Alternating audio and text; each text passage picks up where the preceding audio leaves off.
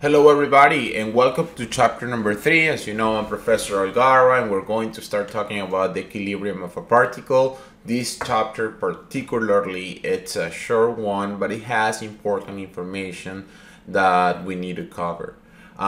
Something very important, I really advise you to start reading the book before coming into my lecture videos because that will help you more.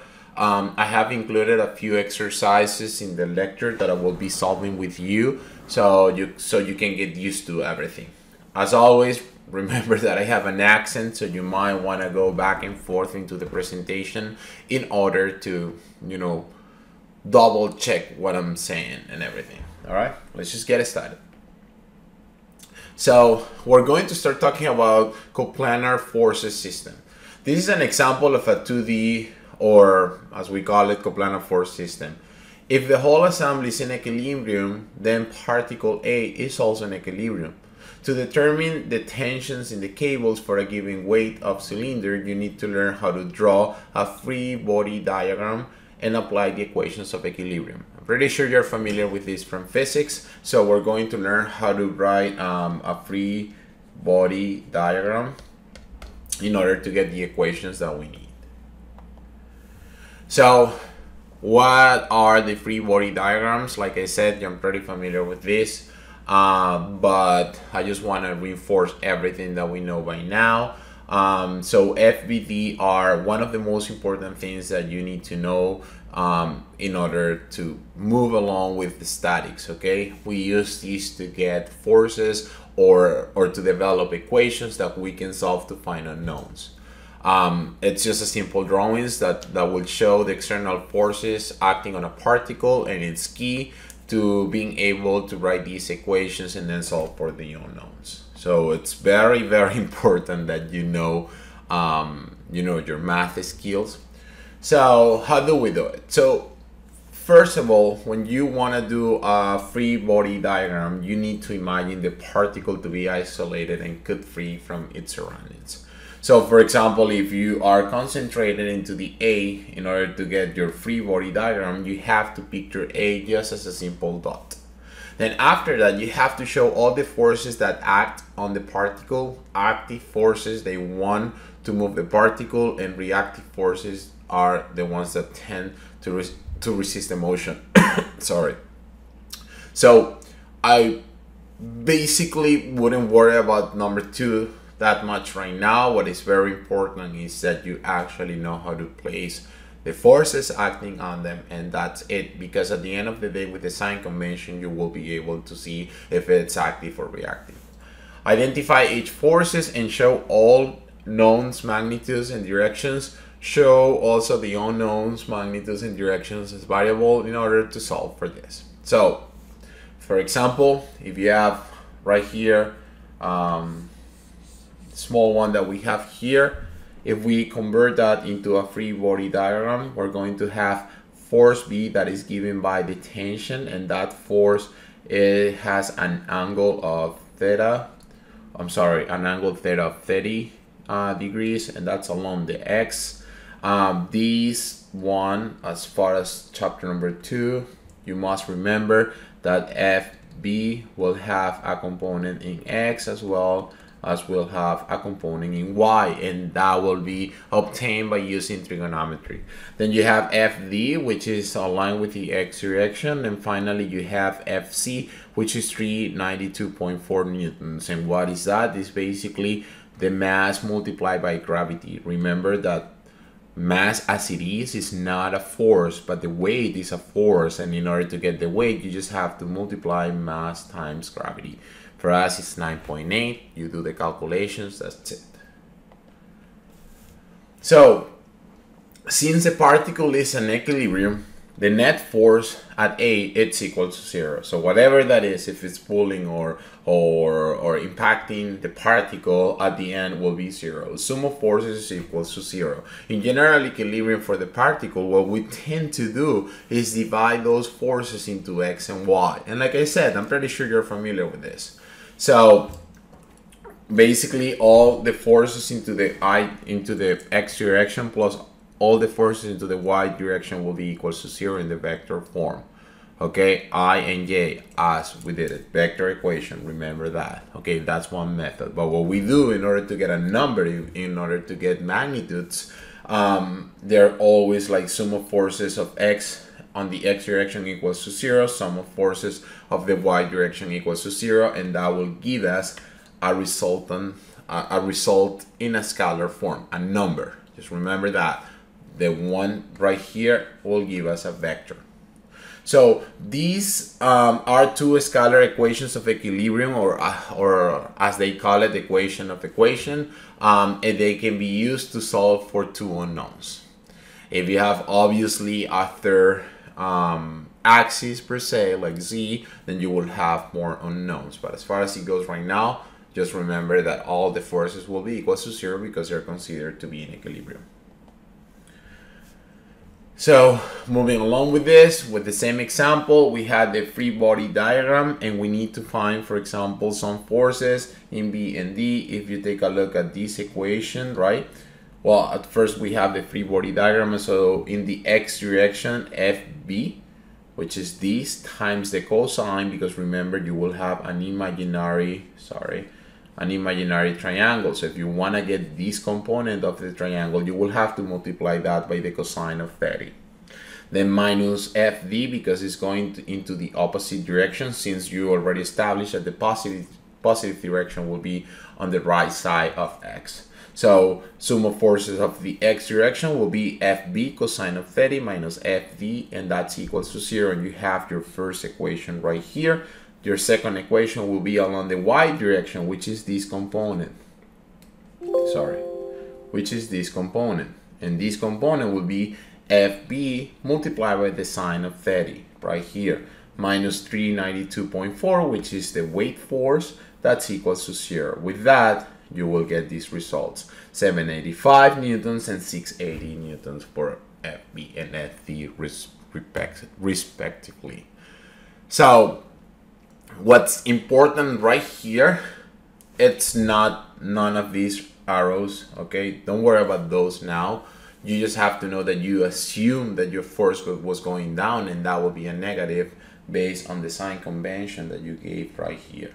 And that's all you need to know. If you get a positive value, it means that your assumption was right. If you get a negative value, it means that you assume the opposite direction. Okay? And as I'm always telling you guys, you can email me if you have questions. Let's just sit down together and I can help you out with this. There's nothing wrong with these kind of exercises. They're very straightforward as far as I can see it.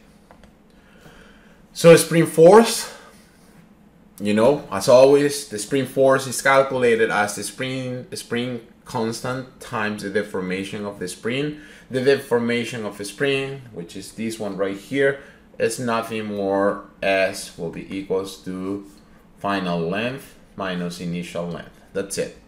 L minus LO. Okay? But forget about L or LO. Just think about it as the final length minus initial length. And that will give you the deformation of the spring. If you multiply that by the spring constant, then you will get the spring force. And safety, especially for dynamics. When it comes to cables and pulleys, you know, usually they're considered to be frictionless, and if that's the case, you can say that T1 is equals to T2. They're free to move, and regardless of the angle, the tension on both sides of the pulley will be the same when you have a pulley. So whenever you see a system that has a pulley, you can assume that T1 is equals to T2 since it's frictionless. A smooth contact. And like I said, I'm pretty sure you're familiar with this. So if an object rests on a smooth surface, then the surface will exert a force on the object that is normal to the surface at the point of contact. In addition to this normal force, the cylinder is subjected to a weight W and the force T on the core. So like I said, a lot of blah blah. What you have to know is whenever you have an object that is laying on a surface, you will have a force that is acting perpendicular to that surface, and that's called a normal. And then you will always have the weight that is pointing downward in the negative side of y, and that's called you know, the weight. And in this particular case, we have the tension that it's 20 degrees respect to y. Okay, so when you have all those forces in place in your free body diagram, then you can decompose the normal force into x and y, as well as tension x and y, and then you can do your sum of forces in the x and the y direction, you know. So we get into the first problem that we have. Okay, just one sec. All right, so we have the box, and the box right here has a weight that it's equals to 550 pounds. The geometry is given right here. You have an angle given right here, and you have a triangle that will help you to solve that components using the similar triangle methods. So the plan here is to draw a free body diagram in A, I'm sorry, because they're asking you for the forces AB and AC. Okay, which is this one and this one, assuming that they go into that direction. Remember, if I get a negative value, that means that I assume the opposite one, but let's just say that it goes like that. So they're asking me for, or let's call it tension AB and tension, sorry, let me go again, tension AB and tension AC. That's what they're asking us to do. So if you have, you know, this into a free body diagram, you have to remember that you have a small triangle here, you have another triangle here, and all you have to do is to do the sum of forces into the x and the y direction in order to find FB and FC. So if I do that, and I will assume that this is my positive value, and sum of forces into the x direction will be equals to 0. So therefore I have minus FB multiplied by the cosine of 30, which is the FB component on the x direction, plus FC multiplied by 4, 5, which is, you know, using similar triangles. I'm not gonna waste time explaining you that. So that's my first equation. Then I have the sum of forces into the y direction equals 0, which is equals to FB sine of 30, right? And then plus FC plus FC, sorry, not F3, S plus FC that multiplies 3, 5, same thing, using similar triangles, right? So just to give you an example, if you're looking for this one right here, you know, it's, you know, opposite side over hypotenuse, and that's how you get it. So 3, 5, and the same thing for FC on the x direction. And that, please don't forget, you know, 550 pounds force. And that is equals to 0. Just by having those two equations, I just need to solve, you know, solve the above equations. And when I do that, I will get that FB, it's equals to 478 pounds. And then FC will be equals to 518 pounds. Don't forget the units, and with that, you just solve the problem. What is key here, to be quite honest with you, is that you know exactly how to decompose you know, the forces into x and y direction, and that you have a clear picture of what you need to use with whatever you were given. So I have another example right here, and this is pretty simple. You just have to use the theory. It says that the mass of the cylinder C, it's 40 kilograms, and the geometry is as shown. We need to calculate DE, EA, and EB. Those are tensions, okay? Don't forget that. What is key here is that we need to draw a free body diagram at point E. Then we need to apply the equations to solve all the unknowns and then get the value.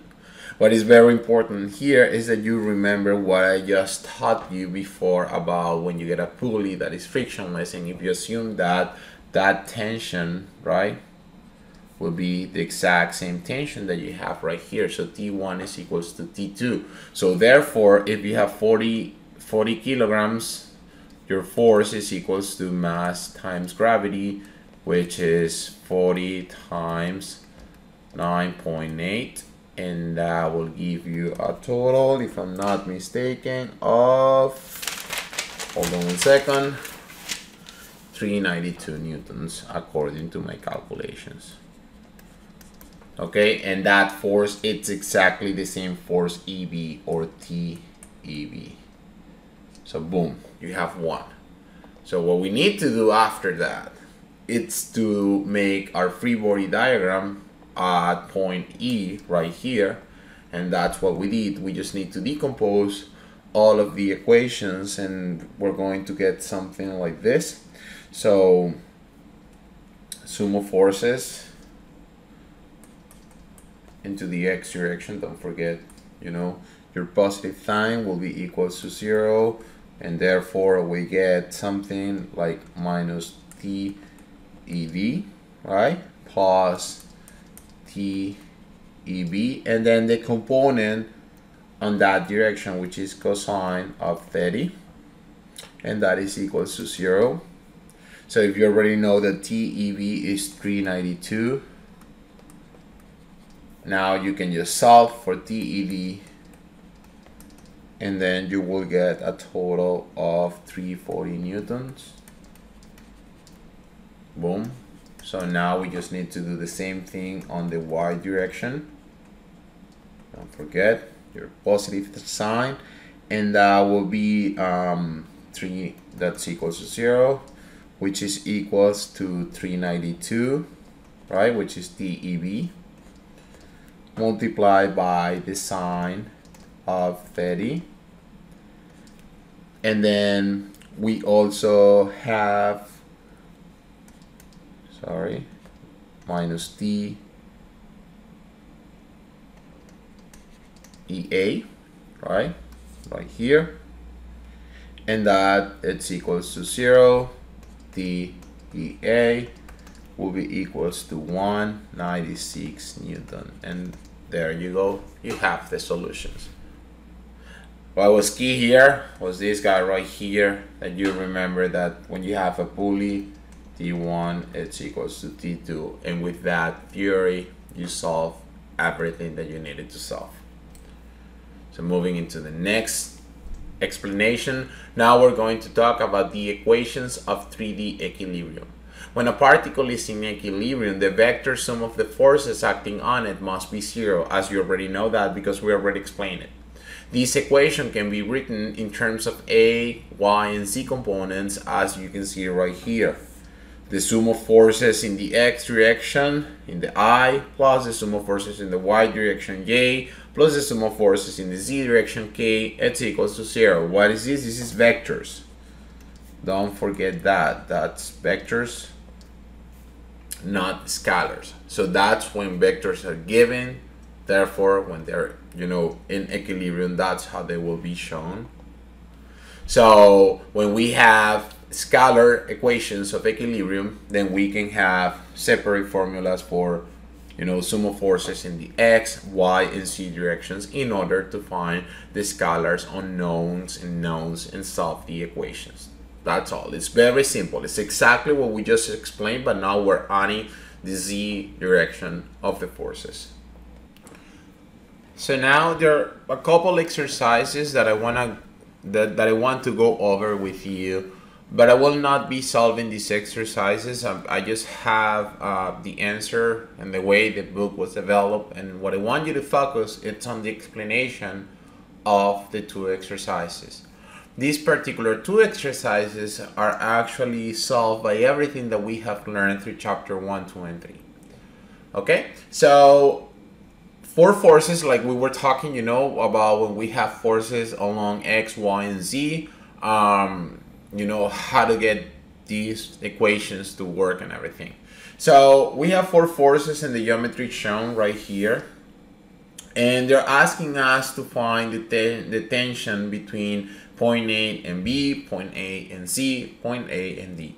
Notice that you have a bunch of different, angles. So that one might remind you of alpha, beta, and gamma that we reviewed on chapter number 2.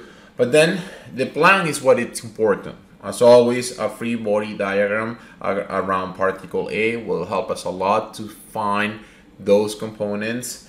And then we will have to develop the equations in a way that we can put them together into unknowns and knowns and solve for them. And once we have that, we can find, final values for these particular ones, TB, TC, and TD. So when it comes to the solution, and you'll find this particular one into the chapter, the first step is to convert this into vectors. And the reason why is because I have some magnitude, and with the magnitude, if I multiply and I use the equation of the unit vector, just remember, unit vector f, it's equals to the vector f over its magnitude. So if I have the vector form, then I will be able to find magnitudes, and that's what I'm looking for.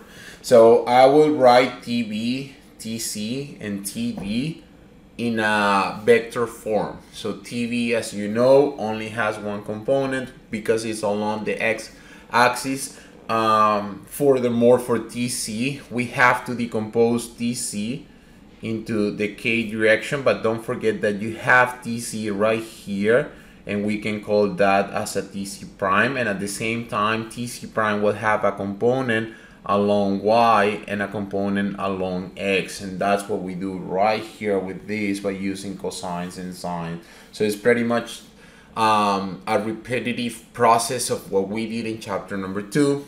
Finally, we will get that TC is equals to the magnitude times that, and that's my vector. Okay, so for TD, right, and remember, I'm just using this equation, the unit vector, as you know what that means because we already covered that, and we have the vector form that it's the multiplication of the unit vector times the magnitude in order to find x, y, and z, or I, j, and k, and that's what's happening right here. Now for TD, it's exactly same thing. So I'm going to basically decompose TD across my 3 axes in order to find the vector, which is given right here. And finally, I have W that it's just along the k axis or the z axis. Once I have that, I can get the resultant vector force, which is given by combine them together into a vectorial form, and that's what I get right here. So now that I have that, if I use the equations in order to get the scalar components, I can get the sum of forces in the x, y, and z direction by just getting, x, x, and x, y, and y, z, and z, And once you have that into a system of equations like you can see right here, then you will be able to solve the equations and find TC, TD, and TB. The reason why I'm not solving this myself is because I think it's a repetition of what we had before, and I want you to focus on understanding the process that was followed by the book, because that's what is very important, how you can use the equations. So if you think about it, they just used the equilibrium equations that we have learned in chapter number 3, and they added the equations that we learned in the previous chapter. Unit vector of f, it's equals to the vector over its magnitude. What they did, they just got the vector form by multiplying the unit vector of f times the magnitude of the vector. And that's it. I think it's straightforward, but again, you can reach out to me and I can go over this exercise with you. So now we have another problem, right? And the problem it's given by other type of things. So think about it. This one, you were given with the angles, and that's why we started to decompose the vectors into X, Y, and Z. So now we are giving with positions and coordinates. So a 400 pounds crate, as shown, is in equilibrium and supported by 2 cables and a strut AD. Maybe that's not how you pronounce it, but okay. Find the magnitude of the tension in each one of the cables and the force developed along strut AD. Okay, that's what they need, just the force that is developed along AD. So what do? If we were given with the coordinates, instantly you have to remember that the unit vector, it's also position vector over magnitude of the position vector. You remember that we did it the previous chapter. You will find components here, and components there, and then you will start subtracting the components in order to get the position. Moreover, you know, right here we have the equations given in terms of the position. So what did they do right here? They have two equations to develop this. Okay, so unit force, or the unit vector of force, it's equals to the force vector over its magnitude. And that's one equation, right? And we have another equation, which is the position of the vector, which is equals to the position vector,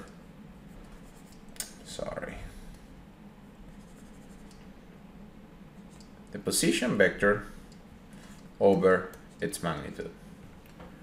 So if I go that the unit vector, it's equals to the unit vector, then I can get that F over magnitude F, it's equals to position over magnitude of the position. With that, you solve for F, you multiply that, and that's what you get right here. Okay, so all we had to do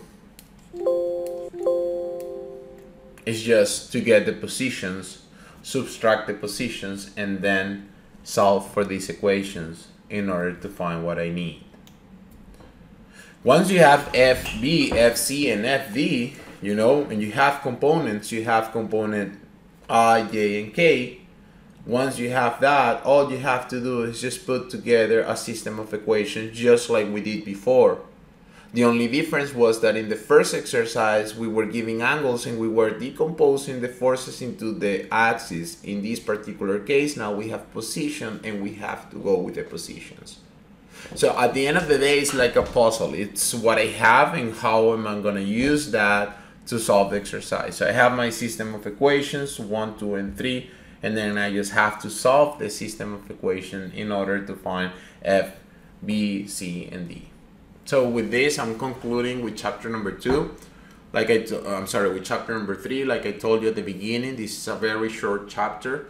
It was basically a representation of equilibrium forces or equilibrium equations, and then how we use those equilibrium equations in systems with pulleys and cables and things like that.